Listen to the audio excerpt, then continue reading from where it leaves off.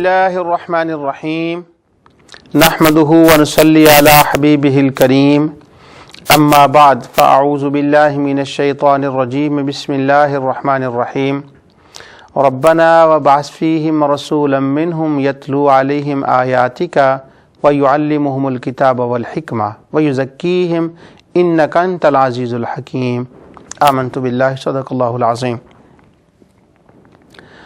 اللہ تعالیٰ کی توفیق سے پروگرام ازالہ شبہات کا جو سلسلہ وار پروگرام ہے اس کو لے کر آپ کی خدمت میں حاضر ہوں۔ ناظرین کو یاد ہے کہ اس وقت جو پروگرام ازالہ شبہات چل رہا ہے وہ ان شبہات کا ازالہ ہو رہا ہے جو نبی اکرم نور مجسم صلی اللہ علیہ وسلم کو نور کہنے کے بارے میں بعض لوگوں کے ذہنوں میں شبہات آ گئے ہیں یا ڈال دیے جاتے ہیں کہ حضور نبی اکرم نور مجسم صلی اللہ علیہ وسلم کو نور کہنے سے شرک ہو جاتا ہے۔ تو اس شبہ کو میں کلیئر کرنے کی اللہ تعالیٰ کی توفیق سے کوشش کر رہا ہوں۔ گزشتہ دروس میں نے یہ عرض کیا ہے کہ جب ہم حضور صلی اللہ علیہ وسلم کو نور من نور اللہ کہتے ہیں تو اس کا کیا معنی ہوتا ہے، اور پھر میں نے سورہ فاتحہ کی اور سورہ اخلاص کی تلاوت کی کہ جو لوگ حضور نبی کریم صلی اللہ علیہ وسلم کو نور اللہ کہتے ہیں کہ وہ اللہ کے نور سے ہیں، وہ سورہ فاتحہ کی سورہ اخلاص کی تلاوت کرتے ہیں تو ان کے قریب تو شرک جو ہے ان کے قریب ہی نہیں آ سکتا۔ تو ان باتوں کو میں نے عرض کر دیا تھا۔ اس کے بعد ہم یہ کہتے ہیں کہ نبی اکرم نور مجسم صلی اللہ علیہ وسلم کو اللہ تعالیٰ نے سب سے پہلے پیدا فرمایا۔ اس پر میں نے قرآن کریم کی مختلف آیات جو ہیں جن سے ظاہر ہوتا ہے کہ حضور اللہ تعالیٰ کی اول مخلوق ہیں، آپ کا نور سب سے پہلے پیدا کیا گیا، ان آیات کی میں نے تلاوت کر دی۔ اور میں نے یہ بھی عرض کر دیا تھا کہ حضور نبی کریم صلی اللہ علیہ وسلم جب اس جہان میں تشریف لائے تو آپ لبادہ بشریت میں آئے، مگر وہ نور جو پہلے اللہ تعالیٰ نے پیدا فرمایا تھا وہ نور نبی اکرم نور مجسم صلی اللہ علیہ وسلم کے اندر روحانی صورت میں، اپنی روحانی صورت میں موجود تھا، اور اس نور کو نور حسی کہتے ہیں، اور اس کا اظہار بہت مرتبہ حضور علیہ الصلوۃ والسلام کی ظاہری زندگی میں ہوا۔ لیکن ہم یہ نہیں کہتے کہ حضور نبی کریم صلی اللہ علیہ وسلم جب اس دنیا میں تشریف لائے تو وہ بشر نہیں تھے۔ اللہ تعالیٰ نے ان کو دونوں شانیں عطا فرمائی تھی، شان نورانیت بھی اور شان بشریت بھی۔ اس اعلان کے باوجود اور اس عقیدے کی وضاحت اور صراحت کے باوجود جو شبہ ڈالنے والے ہمارے احباب ہیں وہ جب شبہ ڈالتے ہیں تو قرآن کریم کی اس آیت کو وہ پیش کرتے ہیں جو میں آپ کے سامنے ابھی میں نے تلاوت کی ہے کہ حضور علیہ السلام نور نہیں ہیں، وہ بشر ہیں۔ وہ آیت یہ ہے، یہ آیت سورہ آل عمران میں بھی آئی ہے، اور یہاں پر میں سورہ بقرہ سے اس آیت کو تلاوت کر رہا ہوں، سورہ بقرہ کی آیت 129 سے، کہ اللہ تعالیٰ نے فرمایا ربنا وابعث فیہم رسولا منہم۔ یہ سیدنا ابراہیم علیہ الصلوۃ والسلام کی دعا ہے کہ اللہ تعالیٰ کی بارگاہ میں انہوں نے دعا کی کہ یا اللہ، اے میرے پروردگار، ان لوگوں میں انہی میں سے ایک نبی کو مبعوث فرما، رسول کو مبعوث فرما جو کہ ان پر تیری آیتیں پڑھ کر سنایا کرے اور کتاب الہی اور حکمت کی باتیں ان کو سکھایا کرے۔ اس آیت سے یہ شبہ ڈالا جاتا ہے کہ اللہ تعالیٰ کے خلیل ابراہیم علیہ السلام نے تو یہ دعا کی تھی کہ یا اللہ انہی میں سے رسول کو مبعوث فرما، تو جب وہ ہم میں سے ہوئے تو پھر تو وہ بشر ہوئے، پھر تو وہ نور نہ ہوئے۔ حالانکہ اس آیت میں نبی پاک صلی اللہ علیہ وسلم کے اس وقت کا بیان ہو رہا ہے جب وہ دنیا میں تشریف لائے، تو جو نور کے مسئلے کا تعلق ہے وہ دنیا میں تشریف لانے کے بعد کا نہیں ہے، وہ تو عالم ارواح سے بھی پہلے کا ہے۔ تو جو اصل مسئلہ ہے وہ تو پچھلے جہان کا ہے. اس جہان میں تو نبی کریم صلی اللہ علیہ وسلم انسانی شکل میں، انسانی صورت میں انسانوں سے پیدا ہو کر تشریف لائے، اس میں تو کوئی اختلاف کی بات ہی نہیں ہے. ہاں جب وہ آئے تو اس جہاں کے اندر ان کے اندر وہ نورانی طاقت تھی، اس لیے ہم کہتے ہیں کہ اللہ تعالی نے ان کو شان نورانیت اور شان بشریت دونوں عطا فرمائی تھی. آگے چلنے سے پہلے یہاں میں ایک علماء کی بات عرض کر دوں. علامہ ابن حجر اسقلانی نے حدیث جبریل جس کو کہتے ہیں، بڑی معروف حدیث ہے کہ حضور علیہ السلام کی بارگاہ میں حضرت جبرائیل علیہ السلام آئے، انہوں نے آ کر چند سوال کیے. اس حدیث کی شرح میں علامہ ابن حجر اسقلانی فتح الباری میں لکھتے ہیں کہ نبیوں کے اندر، تمام انبیاء کے اندر ایک خاص ملکی طاقت ہوتی ہے. وہ طاقت ہوتی ہے کہ جس طاقت کے ذریعے سے وہ حضرت جبرائیل علیہ السلام سے اللہ کی وحی جو ہے، جو نور ہے، اس کو وصول کرتے ہیں. تو ہر نبی کے اندر وہ طاقت موجود ہوتی ہے. تو جب اگر وہ طاقت نبی کے اندر نورانی طاقت جو ہے، روحانی طاقت جو ہے وہ موجود نہ ہو تو نبی وحی جو ہے وہ وصول ہی نہیں کر سکتا، اس کو وہ لے ہی نہیں سکتا، کیونکہ جبرائیل علیہ السلام بھی نور ہے اور وحی بھی نور ہے. اب جو اس کو لے رہا ہے نا، اس کے اندر بھی وہ طاقت ہو تو تب وہ وصول کر سکتا ہے، اگر وہ طاقت نہ ہو تو وہ لے ہی نہیں سکتا. تو ہر نبی کے اندر حضور علیہ السلام کے اس نور اصلی کا حصہ موجود ہے، لیکن وہ جزوی طور پر ہے، اور نبی اکرم نور مجسم صلی اللہ علیہ وسلم کے اندر وہ کامل طور پر وہ حصہ موجود ہے. اس لیے حضور کا جو اندر کا سسٹم ہے وہ عام انسانوں سے اندر کا سسٹم ہی مختلف ہے. اس پر میں قرآن کریم کی اب چند آیات آپ کو شواہد کے طور پر تلاوت کرتا ہوں. سب سے پہلے یہ سورہ توبہ کی آیت ہے، آیت نمبر 128، مشہور آیت ہے یہ. اللہ تعالیٰ فرماتا ہے لَقَدْ جَاءَكُمْ رَسُولٌ مِّنْ أَنفُسِكُمْ عَزِيزٌ عَلَيْهِ مَا عَنِتُّمْ حَرِيصٌ عَلَيْكُمْ بِالْمُؤْمِنِينَ رَؤُوفٌ رَحِيمٌ. کہ اللہ تعالیٰ فرماتا ہے لوگوں تمہارے پاس تم ہی میں سے ایک پیغمبر آئے ہیں، یعنی جب وہ اس دنیا میں آئے تو وہ انسانوں میں سے آئے، کیونکہ انسانوں کو انہوں نے تبلیغ فرمانی تھی، اور اگر وہ انسانوں میں سے نہ ہوتے تو انسانوں کی ضروریات کو وہ نہ سمجھتے، اس لیے اللہ تعالیٰ نے انسانوں میں سے ان کو پیدا فرمایا، اور وہ انسان تھے، بشر تھے جب اس دنیا میں آئے. آگے اللہ تعالیٰ فرماتے ہیں عزیز علیہ ما عنتم حریص، سبحان اللہ، تمہاری تکلیف ان پر گراں گزرتی ہے اور تمہاری بلائی کے لیے وہ خواہش مند ہے. یہاں پر نبی اکرم نور مجسم صلی اللہ علیہ وسلم کی اندرونی حالت جو ہے، نورانی حالت، اس کا بیان ہو رہا ہے کہ تکلیف تمہیں ہو اور گراں ان پر گزرے. اللہ اکبر. اگر کسی کو چوٹ لگے تو جس کو چوٹ لگتی ہے گراں اس پر گزرتی ہے، شاک اس پر گزرتی ہے، تکلیف اس کو ہوتی ہے. لیکن یہاں معاملہ دوسرا ہے کہ تکلیف امت کو ہو، تکلیف مومنوں کو ہو، اور وہ چوٹ، وہ گراں جو ہے وہ مصطفیٰ علیہ السلام پر گزرے. کیوں؟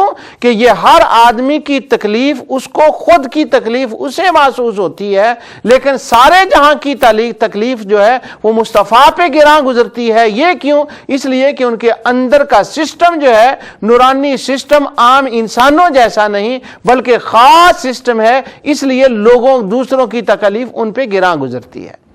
ایک مثال تو یہ ہے قرآن کریم سے. ایک میں حدیث کوٹ کر دوں. یہ حدیث امام بخاری نے حضرت امام مسلم نے نبی اکرم نور مجسم صلی اللہ علیہ وسلم کی فضیلت میں امام مسلم نے کتاب الفضائل کے اندر بیان فرمائی ہے. کتاب الفضائل امام مسلم نے ایک باب باندھا ہے جس میں تمام انبیاء اور نبی کریم صلی اللہ علیہ وسلم اور صحابہ کرام کے فضیلتوں کو بیان کیا ہے. اسی طرح امام بخاری نے بھی اس کا بیان کیا، لیکن اس کو وہ کتاب الانبیاء اور کتاب الصحابہ اور انصار اور مہاجرین کے نام سے اور علامت النبی صلی اللہ علیہ وسلم کے نام سے، انہوں نے دوسرے ابواب کے نام سے اس کو ترتیب دیا. تو وہ کہتے ہیں کہ حضور علیہ الصلوۃ والسلام کا جب پسینہ مبارک ظاہر ہوتا آپ کے جسم مبارک سے تو صحابہ کرام جو تھے وہ اس پسینے کو اپنی بوتلوں کے اندر ڈالتے کہ ہم اس سے خوشبو لیں گے، اس سے برکت لیں گے۔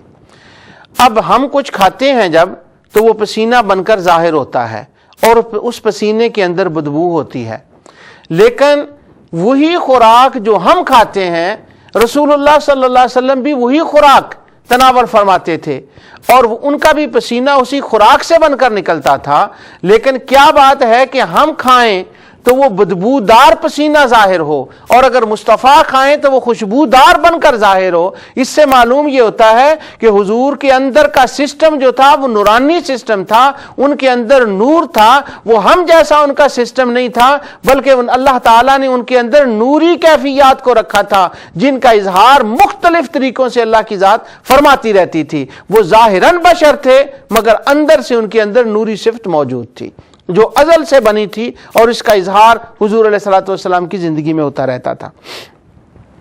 حضور علیہ السلام کا بول مبارک جو تھا وہ پاک تھا، اور جن لوگوں نے اس کو بعض نے پی لیا کہ ایک برتن کے اندر پڑا ہوا تھا اور ایک صحابیہ نے پی لیا تو نبی کریم صلی اللہ علیہ وسلم نے اسے فرمایا تجھ پہ جہنم کی آگ حرام اور تیرے اوپر تجھے کبھی تو بیمار نہیں ہوگی۔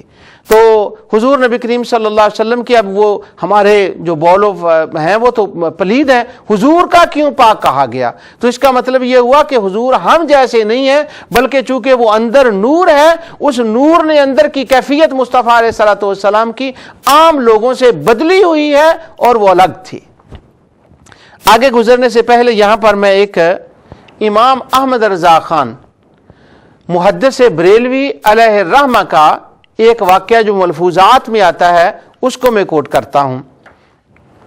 وہ واقعہ یہ ہے، پھر میں آگے جا کر اندر کی اور باہر کی سسٹم کی بات کرتا ہوں۔ وہ واقعہ یوں ہے کہ امام بدر الدین عینی نے اور امام ابن حجر اسقلانی نے، ان دونوں نے نبی کریم صلی اللہ علیہ وسلم کے بول مبارک بول شریف کے اوپر بحث کی ہے کہ وہ پاک ہے، اور اس کے اوپر دلائل کو بیان کیا ہے، بہت سے دیگر محدثین نے بھی۔ تو امام اسقلانی نے، علامہ ابن حجر اسقلانی نے جب اس کے دلائل دیے تو وہ دلائل نہیں میں آپ کو سنانا چاہتا، صرف وہ بات سنانا چاہتا ہوں جو امام احمد رضا خان محدث بریلوی علیہ الرحمہ کی ہے۔ تو علامہ عینی نے بھی اس کے دلائل کو بیان کیا۔ اب اعلیٰ حضرت نے دونوں کے دلائل کو پڑھا، امام احمد رضا خان محدث بریلوی علیہ الرحمہ نے جب دونوں کے دلائل کو پڑھا تو ان دلائل کے اندر ایک بات ہے کہ جب علامہ اسقلانی بیان کرتے ہیں تو وہ بیان کرتے چلے جاتے ہیں، اس پہ دلائل دے دیے، انہوں نے بات ختم ہو گئی، اور علامہ عینی نے جب وہ دلائل دیے تو آخر میں جا کر یوں کہا کہ یہ نبی کریم صلی اللہ علیہ وسلم کے بول شریف اور ان کے فضلات کے پاک ہونے، طاہر ہونے کے دلائل ہیں۔ اور آگے لکھتے ہیں اگر کوئی ان دلائلوں کو نہ مانے اور وہ حضور علیہ الصلوۃ والسلام کی طرف کوئی اور طرح کی نسبت کرے تو ایسے آدمی کی باتیں سننے سے میرے کان بہرے ہیں اور میری آنکھیں آندھی ہیں کہ میں اس کو دیکھوں یا اس کے دلائل سنوں، یہ میں نے ہے جو دلائل بیان کر دیے ہیں۔ تو امام اہل سنت اعلیٰ حضرت فرماتے ہیں کہ جب میں نے دونوں کی بحث کو پڑھا، علامہ اسقلانی کی اور علامہ عینی کی، تو وہ کہتے ہیں پہلے میرے دل میں، میرے خیال میں علامہ اسقلانی کا جو مرتبہ تھا وہ علمی مرتبہ ایک بڑا مرتبہ تھا، اور میں کہتا تھا کہ یہ بہت زیادہ بحث کرتے ہیں حدیث کے اوپر، لیکن جب سے میں نے امام عینی کا یہ محبت بھرا جملہ پڑھا کہ مصطفیٰ کے خلاف یا نبی کریم صلی اللہ علیہ وسلم کے اس کے خلاف اگر کوئی قول کرے تو اس کا قول سننے سے میرے کان بہرے ہیں، تو وہ فرماتے ہیں اس دن کے بعد مجھے علامہ عینی سے اسقلانی سے زیادہ محبت ہو گئی۔ سبحان اللہ۔ تو اس پر علماء نے بحث کی ہے۔ میرا صرف بیان کرنے کا یہ مقصد ہے کہ حضور علیہ الصلوۃ والسلام کے اندر نوری کیفیت موجود تھی۔ اب ہر نبی کے اندر وہ کیفیت اور حضور علیہ الصلوۃ والسلام کے اندر بھی وہ کیفیت موجود تھی۔ اب میں اس کیفیت کو دیکھنے کے لیے، جب ہم دیکھتے ہیں انبیاء کو، جنہوں نے دیکھا انبیاء علیہ الصلوۃ والسلام کو، تو ہم دیکھنے کا معنی یہ ہے کہ ہم جب ان کے حالات پڑھتے ہیں، ہم ظاہری آنکھوں سے تو ان کو نہیں دیکھا، تو جب ان کو دیکھا گیا انبیاء علیہ السلام کو، تو دیکھنے والے دو قسم کے لوگ تھے۔ کچھ وہ تھے کہ جن کی نظریں صرف ان کے باہر کے اوپر اٹک کر رہ گئیں، بشریت کی جو حالت تھی اس کے اوپر اٹک کر رہ گئیں، اور بعض وہ تھے جنہوں نے باہر سے نہیں دیکھا، ان کی اندرونی کیفیت کو دیکھا اور وہ تر گئے، وہ کامیاب ہو گئے، اور اللہ نے انہی کو کامیابی کا سرٹیفکیٹ دیا جنہوں نے اندر کو دیکھا۔ اب یہاں میں قرآن کریم سے وہ آپ کو مثالیں دیتا ہوں۔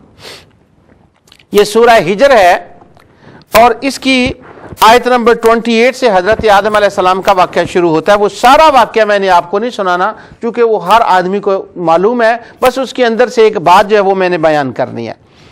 اللہ تعالیٰ نے فرمایا وَإِذْ قَالَ رَبُّكَ لِلْمَلَائِكَةِ إِنِّي خَالِقٌ بَشَرًا مِّن صَلْصَالٍ مِّنْ حَمَإٍ مَّسْنُونٍ، اور جب تیرے پروردگار نے فرمایا کہ میں ایک انسان کو کالی اور سڑی ہوئی کھنکھتاتی مٹی سے پیدا کرنے والا ہوں۔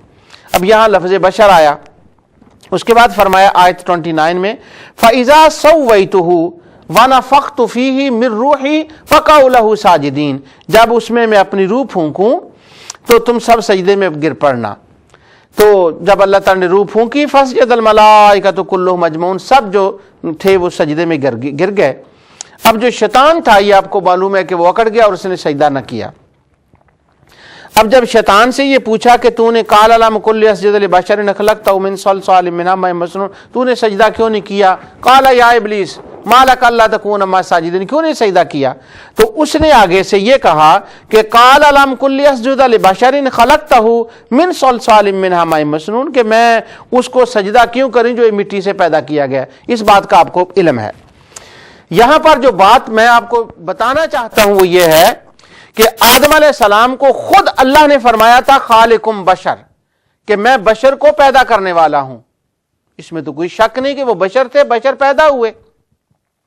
اب جب بشر کہا، ساتھ یہ کہا کہ میں ان کے اندر اپنی روح، جو خدا کی روح ہے، میں نے یہ پچھلی بار اس پہ بڑی تفصیل سے گفتگو کر دی ہے کہ جو اپنی روح فرمایا یہ تکریماً تشریفاً ہے، یعنی اللہ تعالیٰ نے اپنی روح ان کے اندر نہیں ڈال دی، نعوذ باللہ من ذالک۔ تو جب اپنی روح، وہ روح جس کو اللہ فرما رہا ہے وہ نورانی روح تھی، وہ اللہ تعالیٰ کی نور کا چراغ تھا جو حضرت آدم علیہ السلام کے اندر اللہ تعالیٰ نے پھونکا۔ تو اللہ تعالیٰ نے فرمایا میں نے اپنی روح ڈال دی۔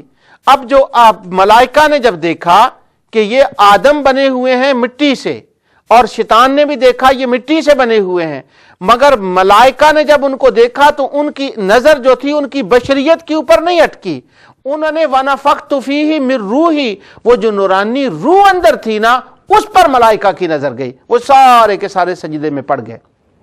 اب جو شیطان تھا اس نے صرف ظاہر کو دیکھا، جب ظاہر کو دیکھا اور اس کو حقیر سمجھا ہم نعوذ باللہ بشریت کو حقیر نہیں سمجھتے، استغفر اللہ العظیم، یہ بھی میں کلیئر کر دوں۔ شیطان کی نظر ایک تو باہر اٹک گئی اور اس کو حقیر جانا، اور ملائکہ کی نظر اندر کی کیفیت پہ چلی گئی۔ جب وہ سجدے میں پڑ گئے تو ملائکہ نے اندر نور کو دیکھا، حالانکہ آدم تھے بشر مگر ایک اندر نورانی کیفیت بھی تھی، انہوں نے نور والی کیفیت کو دیکھا۔ شیطان جو تھا اس نے صرف بشر والی کیفیت کو دیکھا۔ تو معنی یہ نکلا کہ ہر نبی کے اندر ایک نورانی کیفیت ہوتی ہے، جیسے ملائکہ نے اندر کو دیکھ کر کامیابی کر لی، ہم بھی انبیاء کو جب دیکھتے ہیں تو ہمیں معلوم ہے کہ وہ بشر ہیں، لیکن ہم باہر سے نہیں ان کی اندرونی کیفیت کی طرف ہماری نظر ہوتی ہے، اس کو ہم دیکھتے ہیں۔ نبیوں کا ظاہراً صرف جو بشریت ہے یہ تو ظاہری لبادہ ہوتا ہے، جیسے ملائکہ اندر کو دیکھتے ہیں اس طرح ہم بھی ان کے اندر کو دیکھتے ہیں۔ انشاءاللہ جس طرح ملائکہ کامیاب ہیں اسی طرح ہم بھی کامیاب ہیں کہ انہوں نے اندر جان کر جو دیکھا، جو ان کو نظر آیا اسی کا وہ چرچا کرنے لگے، اسی کی وجہ سے وہ سجدے میں پڑ گئے۔ یہاں میں نے یہ کہا ہے کہ وہ ظاہراً بشر ہوتے ہیں۔ اس پر میں قرآن کریم کی ایک آیت کوٹ کرنا چاہتا ہوں۔ اس سے پہلے بعض لوگ جب یہ باتیں کرتے ہیں نا کہ نبی کریم صلی اللہ علیہ وسلم بشر ہیں، تو وہ کہتے ہیں آدم علیہ السلام کو سجدہ کیا گیا کیونکہ وہ بشر تھے۔ وہ جو من روحی والی بات ہے نا اس کو وہ نظر انداز کر دیتے ہیں، حالانکہ اسی آیت کے اندر وہ نفخت من روحی والی بات ہے، اس کو وہ نظر انداز کرتے ہیں، کہتے ہیں وہ بشر کو سجدہ تھا۔ تو یہ بشر کا کمال ہے جی، سبحان اللہ۔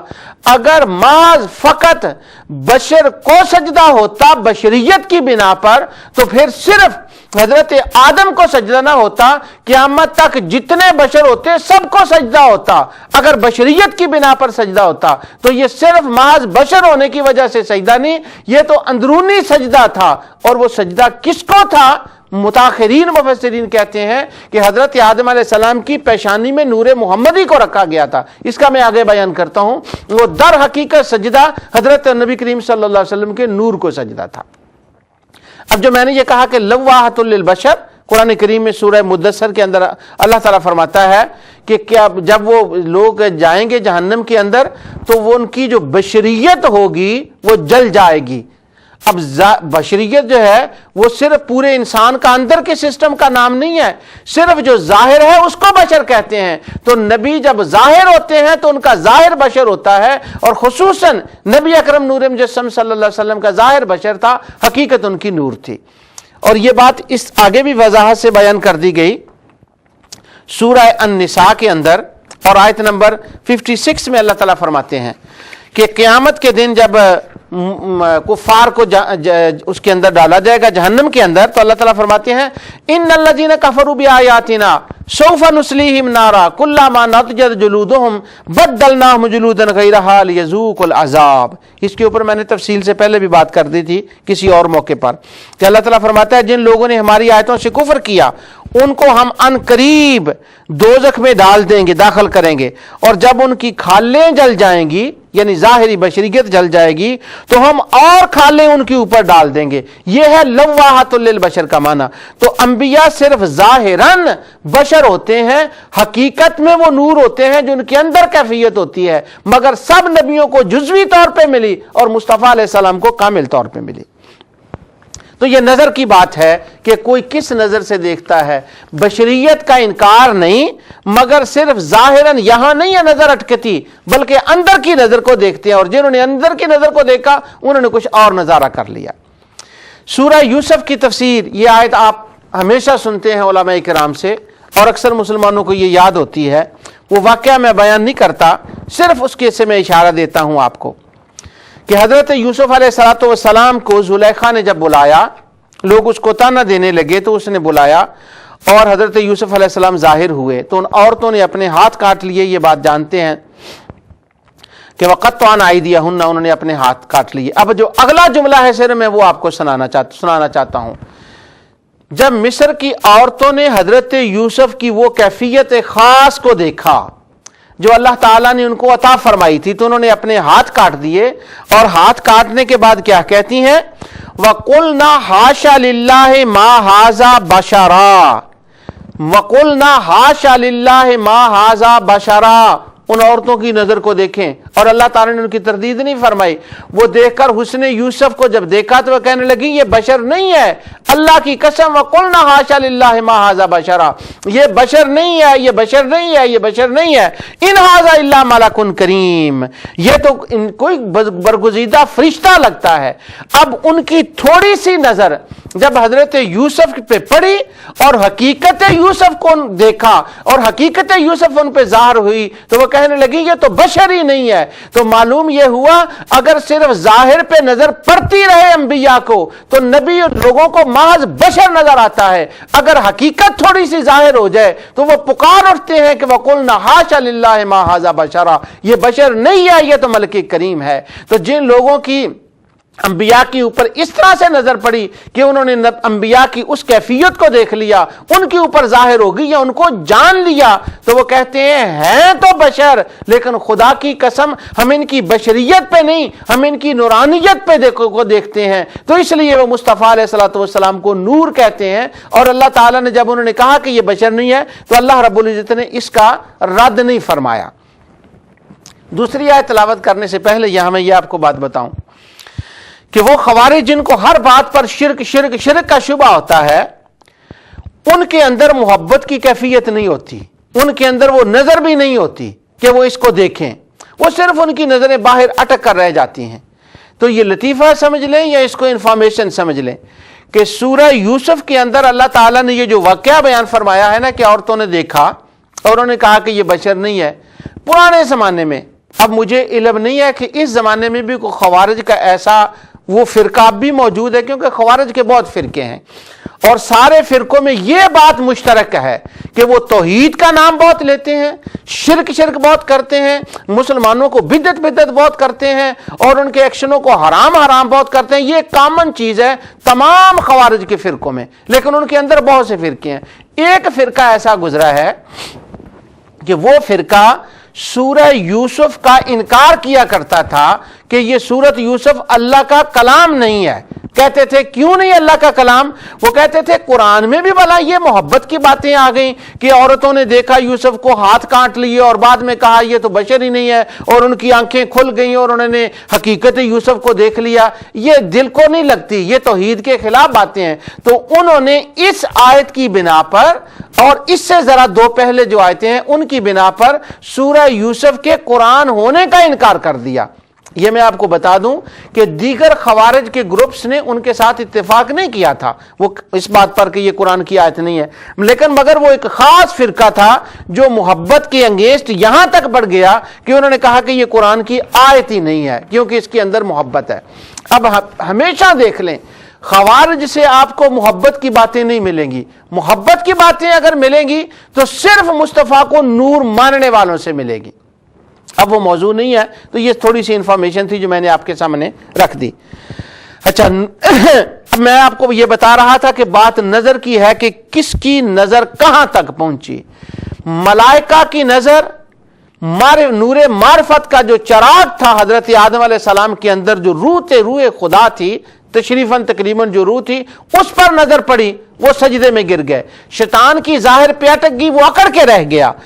جب کفار اور ابو جہل نے، دیگر کفار نے، ابو لہب نے، ولید بن مغیرہ، ان کافروں نے دیکھا تو وہ کہتے تھے یہ کھاتا پیتا ہے، ان کی نظر ظاہر پہ پڑی، وہ ظاہر کو دیکھتے رہے۔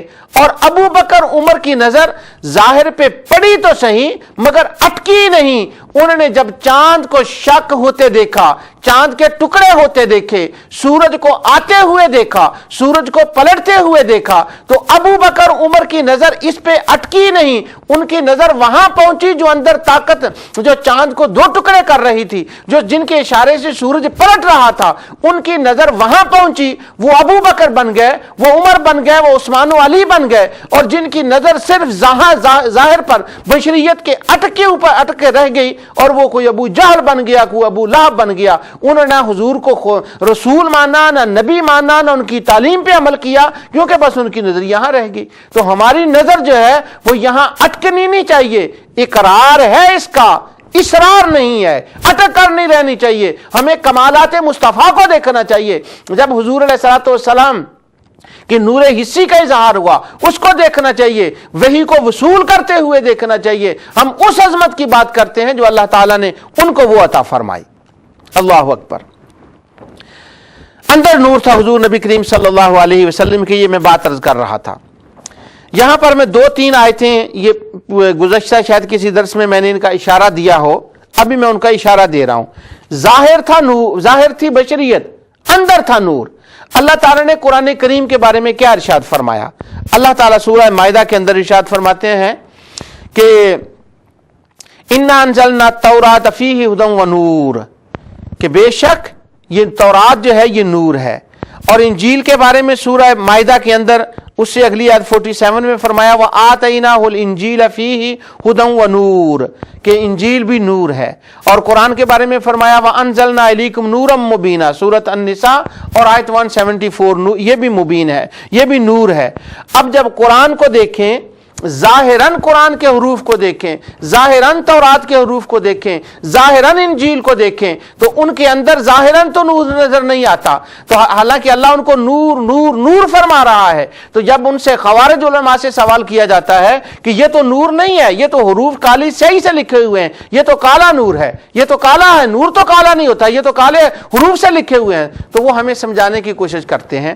وہ کہتے ہیں نہیں نہیں نہیں، تم سمجھے نہیں، یہ جو ظاہراً حروف لکھے لکھے ہوئے ہیں نا، اصل میں یہ کلام نہیں ہے. جو اصل کلام الہی ہے نا، جو اس کے اندر ہے وہ نور ہے، وہ تمہیں نظر نہیں آتا. اس کے دیکھنے کے لیے کوئی آنکھ اور آنکھ چاہیے. جیسے قرآن کے اندر کا نور دیکھنے کے لیے وہ ہر ایک کو نظر نہیں آتا، پر نور ہے. انجیل کے اندر نور ہے پر ہر ایک کو نظر نہیں آتا. تورات کے اندر نور ہے، ہر ایک کو نظر نہیں آتا. قرآن کے اندر نور ہے، ہر ایک کو نظر نہیں آتا، مگر مانتے ہیں کہ اس کے اندر ہے. اسی طرح نبی کریم صلی اللہ علیہ وسلم کے اندر نورانی شان ہے، مگر وہ ہر ایک کو نظر نہیں آتی. کسی کی نظر چلی پہنچ جاتی ہے، کسی کی اٹک کر رہ جاتی ہے، مگر مصطفیٰ کو اللہ نے دونوں شانیں عطا فرمائی ہیں. اور یہ نظر کی بات ہے کہ کسی کی نظر جو ہے وہ کس مقام پر اور کس جگہ پر جو ہے وہ جا کر پہنچتی ہے. اور صحابہ کرام رضوان اللہ تعالی مجمعین، جیسا کہ میں نے عرض کیا، ان کی نظریں یہاں نہیں اٹکیں. انہوں نے حضور علیہ الصلوۃ والسلام کی اس کیفیت کو جانا، دیکھا، محسوس کیا اور وہ ظاہر ہوا. اور متعدد بار حضور علیہ الصلوۃ والسلام کی زندگی میں وہ کیفیت جو ہے وہ ظاہر ہوئی ہے. کسی کے ذہن میں وہ آ رہا ہوگا کہ قل انما انا بشر مثلکم کی آیت نہیں آتی؟ جی آتی ہے، الحمدللہ وہ قرآن کریم کی آیت آتی ہے. انشاءاللہ اس پر اگلے دروس میں اس پر بات ہوگی. آج سر میں یہ بتانا چاہتا ہوں کہ بشر مانتے ہیں مگر صرف بشر نہیں مانتے.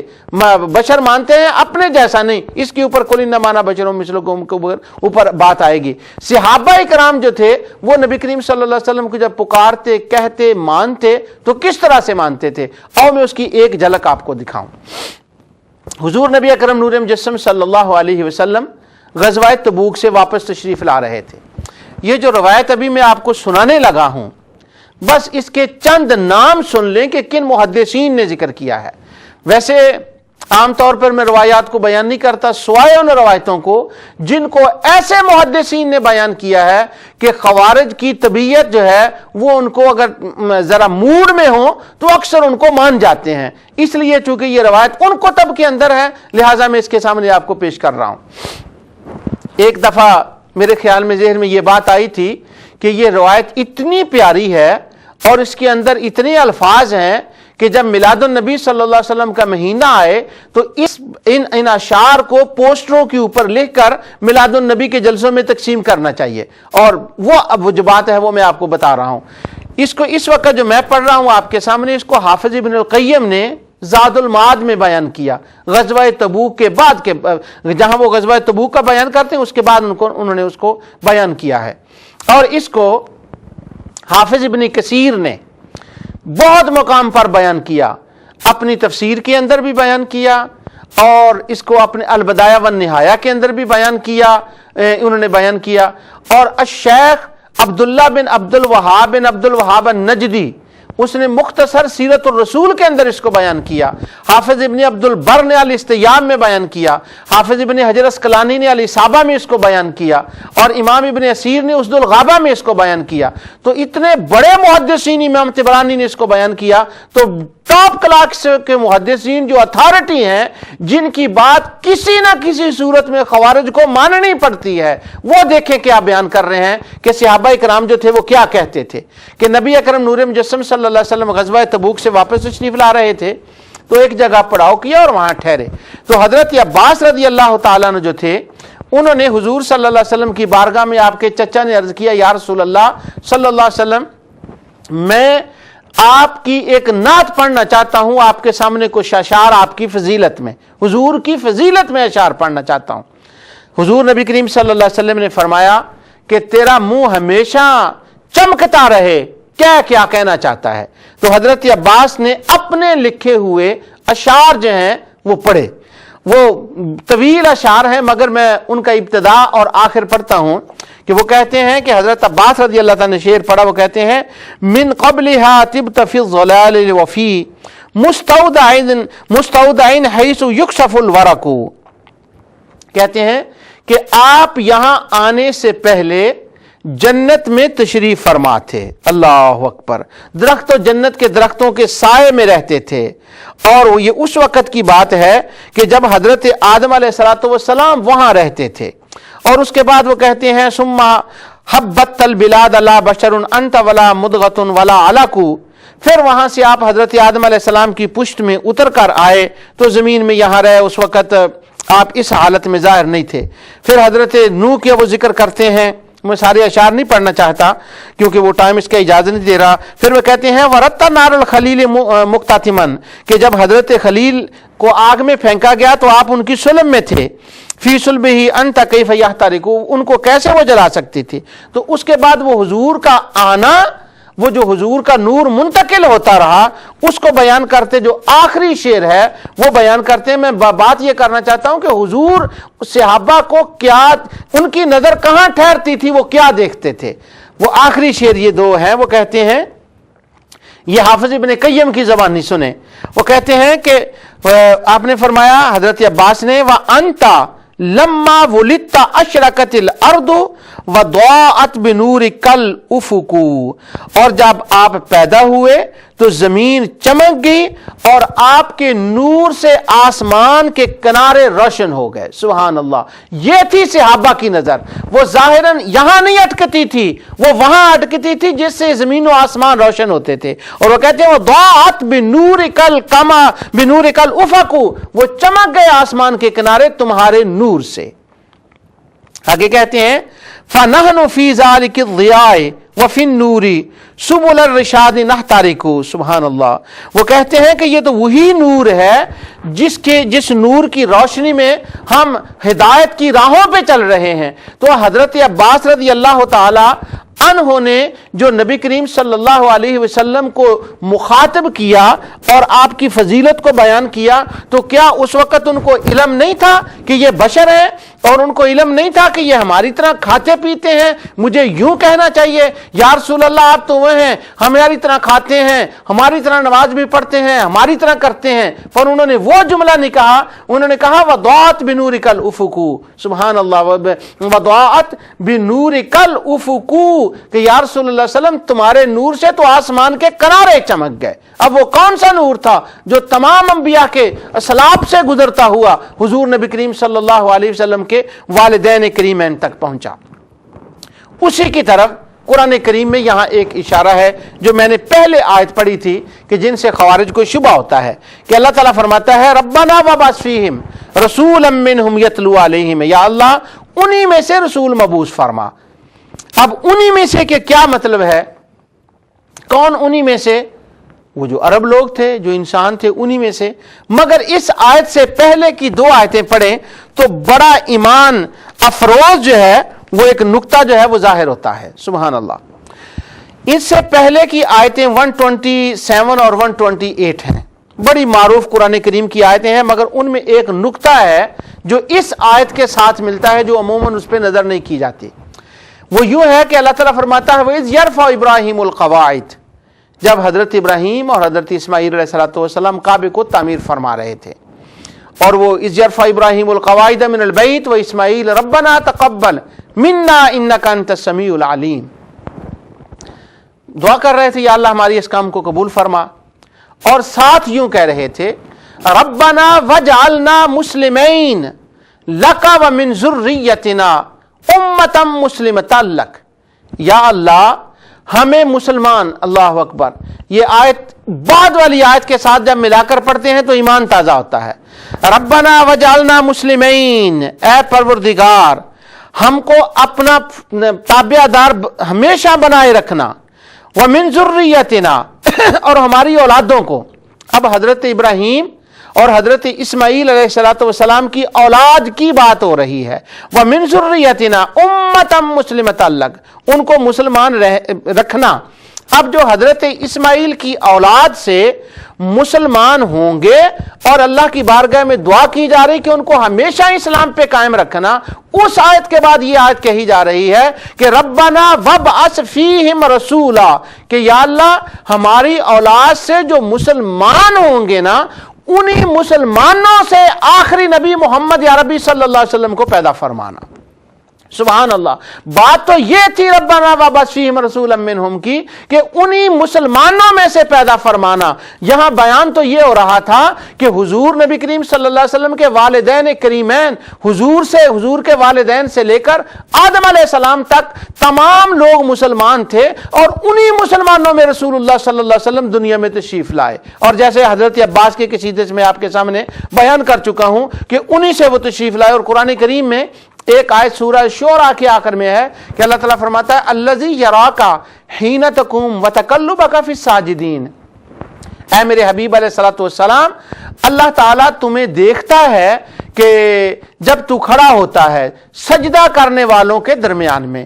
تو اور کو چھوڑیں، صرف قاضی شوکانی کی بات میں کرتا ہوں. قاضی شوکانی نے کہا ہے کہ حضرت عبداللہ بن عباس رضی اللہ تعالیٰ عنہ فرماتے ہیں کہ اس کا معنی یہ ہے کہ نبی کریم صلی اللہ علیہ وسلم آپ کا جو نور تھا، نور کا لفظ انہوں نے نہیں لکھا، آپ کا نبی کریم صلی اللہ علیہ وسلم کی روح مبارک جو تھی وہ تمام ان لوگوں سے، ان کے اسلاف سے ان جو ہوتی ہوئی آئی ہے، وہ سارے کے سارے ساجدین تھے اور سارے کے سارے اللہ تعالیٰ کی ذات کو سجدہ کرنے والے تھے. تو یہ معنی ہے کہ انہی میں سے اس رسول کو مبعوث فرما. ہاں، یہاں پر جو آ کر نبی کریم صلی اللہ علیہ وسلم دنیا میں تشریف لائے، اس سے تو کسی کو انکار نہیں ہے کہ وہ حضور نبی کریم صلی اللہ علیہ وسلم بشر تھے، اور اس سے بشری حالت میں اظہار ہوتا تھا نورانیت کا، اور اس کو صحابہ دیکھتے تھے، اور اسی لیے نبی کریم صلی اللہ علیہ وسلم کو وہ نور کہتے تھے. حافظ ابن کثیر کی البدایہ والنہایہ کی جو 5ویں اور 6ٹھی جلد ہے، اس کو جب پڑھیں تو اس جلد کے اندر انہوں نے صحابہ اکرام کے قصائد کو لکھا ہے. اور خاص کر جب سرکار دو عالم صلی اللہ علیہ وسلم دنیا سے تشریف لے گئے تو اس وقت صحابہ نے جو قصیدے کہیں ان کا ذکر کیا ہے، اور جو ان کے اندر حضور کو نور نور نور نور صحابہ اکرام نے کہا ہے. اور جو حافظ ابن کثیر نے البدایہ والنہایہ کی پہلی جلد لکھی ہے، پہلی جلد سے مراد وہ قبل از نبوت والی کی نہیں جہاں سے وہ تاریخ کو شروع کرتے ہیں، اس میں جو انہوں نے لکھا ہے حضرت عبداللہ کا واقعہ لکھا ہے، بڑا معروف، امام طبری نے بھی اس کا ذکر کیا، بڑے محدثین نے، کہ حضرت عبداللہ کی پیشانی سے نور چمکا کرتا تھا. حضرت عبداللہ کی پیشانی سے نور چمکتا تھا، اور ان کے جو ابا و اجداد تھے، حافظ ابن کثیر نے جب ان کا ذکر کیا، ان کی پیشانیوں سے بھی وہ نور چمکتا تھا. جس نور کا ذکر حضرت عباس نے کیا ہے کہ وہ حضرت آدم سے لے کر حضرت نوح کی اولادوں سے چلتا، حضرت ابراہیم، پھر حضرت اسماعیل، پھر ان کی اولادوں سے عدنان، حضرت عبد المطلب، ان کے ہوتا ہوا جو نور آیا ہے، وہ جہاں جہاں نور تھا وہ ان سب میں چمکتا تھا. اور ان سے وہ معروف تھا ہر زمانے میں کہ فلاں سے یہ نور چمکتا ہے، فلاں سے. اور جب وہ نور حضرت عبداللہ سے ظاہر ہوا، سیدہ آمنہ سے ظاہر ہوا، تو وہی نور کو صحابہ نے نور نور نور کہا ہے، اور اس کا اظہار ہوتا تھا. نبی کریم صلی اللہ علیہ وسلم کے صحابی حافظ ابن کثیر نے جو نبی کریم صلی اللہ علیہ وسلم کے معجزات کا باب لکھا ہے، اس معجزات کے باب میں وہ بیان کرتے ہیں کہ حضور کے رات کو وہ اٹھ کر جاتے، صحابہ کرام جب اٹھ کر جاتے تو ایک صحابی اٹھ کر گئے، وہ رات کا وقت تھا، انہوں نے کہا ہم کیسے جائیں، تو بہت اندھیرا ہے، تو نبی کریم صلی اللہ علیہ وسلم نے ان کے ہاتھ میں ایک لاٹھی تھی، اس کو ٹچ کیا اور وہ چمکنے لگی. یہ نور حسی کا اظہار تھا. یہ جو میں ابتدا سے کہہ رہا ہوں کہ وہ بشر تھے، نور بھی تھے، اور نور کا اظہار ہو رہا تھا. حافظ ابن کثیر لکھتے ہیں اسی البدایہ والنہایہ کے اندر کہ حضرت سیدنا امام حسن اور حسین رضی اللہ تعالیٰ عنہ نبی کریم صلی اللہ علیہ وسلم کے قریب تھے. حضور نے حضرت بلال رضی اللہ عنہ کو فرمایا ان کو گھر چھوڑاؤ. بہت بار اندھیرا تھا تو نبی کریم صلی اللہ علیہ وسلم مسکرائے. جب مسکرائے تو مسجد نبوی سے لے کر حضرت سیدہ فاطمہ کے گھر تک ایسے روشنی ہو گئی جیسے آسمان سے چاند نیچے اتر آیا. یہ وہ نور تھا جس کا اظہار تھا. متعدد بار اس کا اظہار ہوتا رہا، اور یہ وہ نور نبی کریم صلی اللہ علیہ وسلم کے اندر کاملاً تھا، جزوی طور پر تمام انبیاء میں تھا. حتیٰ کہ حافظ ابن کثیر نے لکھا ہے کہ اسی نور کی جھلک اولیاء کی شان کے مطابق اللہ تعالیٰ نے ان کو بھی عطا فرمائی تھی. یہ بات کر کے میں اپنی بات کو ختم کرتا ہوں. یہاں حافظ ابن کثیر نے حضرت جنید بغدادی کا واقعہ لکھا ہے. وہ کہتے ہیں کہ حضرت جنید بغدادی کے خالو تھے حضرت سیدنا سری سکتی رضی اللہ تعالیٰ عنہ. تو وہ جنید بغدادی کو کہا کرتے تھے، فرمایا کرتے تھے بیٹے واز کرو، تقریر کیا کرو. تو جنید بغدادی ان کی بات سنتے مگر وہ تقریر نہ فرماتے، کہتے کہ نہیں میں اس قابل اپنے آپ کو نہیں سمجھتا. تو جب وہ نہ کرتے تو اس طرح سے کچھ وقت گزرا، ایک دن نبی اکرم نور مجسم صلی اللہ علیہ وسلم خواب میں تشریف لائے تو حضرت جنید بغدادی رضی اللہ عنہ کو فرمایا، حکم دیا کہ تو تقریر کیا کر، واعظ کیا کر، لوگوں کو واعظ و نصیحت کیا کر۔ انہوں نے واعظ و نصیحت، صبح خواب سے اٹھے تو ارادہ کیا کہ میں واعظ و نصیحت کروں گا۔ تو حافظ ابن کثیر کہتے ہیں ان کے جو خالو تھے حضرت سری سکتی، وہ جنید بغدادی کو ملے اور مسکرانے لگے، فرمانے لگے جنید اب تو واعظ کیا کرے گا نا، کیونکہ بڑے دربار سے حکم ہو گیا، اب تو بڑوں کا حکم ہو گیا، میں تجھے کہا کرتا تھا میری بات نہیں مانی، اب تو واعظ کرے گا نا۔ سبحان اللہ، جنید اپنے گھر میں سوئے ہوئے ہیں، حضرت سری سکتی اپنے گھر میں ہیں، حضور ان کی خواب میں تشریف لا رہے ہیں، اور حافظ ابن کثیر کہتے ہیں حضور کے آنے کا سری سکتی کو بھی پتا تھا، واپس جانے کا بھی پتا تھا، اور جو انہوں نے حضرت جنید کو حکم دیا اس کا بھی پتا تھا۔ اب یہ کس طرح سے پتا تھا، اس رمز کو حافظ ابن کثیر آگے کھولتے ہیں۔ وہ کہتے ہیں دوسرا دن ہوا، انہوں نے حضرت جنید بغدادی نے واعظ کر دیا، واعظ شروع کر دیا۔ جب واعظ شروع کیا تو واعظ کرنے کے بعد ایک مجوسی ان کے پاس آیا اور آ کر کے اس نے مسلمان ہونے کا ارادہ کیا، اور وہ کہنے لگا کہ میں دیکھتا ہوں کہ ان کو یہ پتہ ہے کہ نہیں کہ میں مسلمان ہونا چاہتا ہوں۔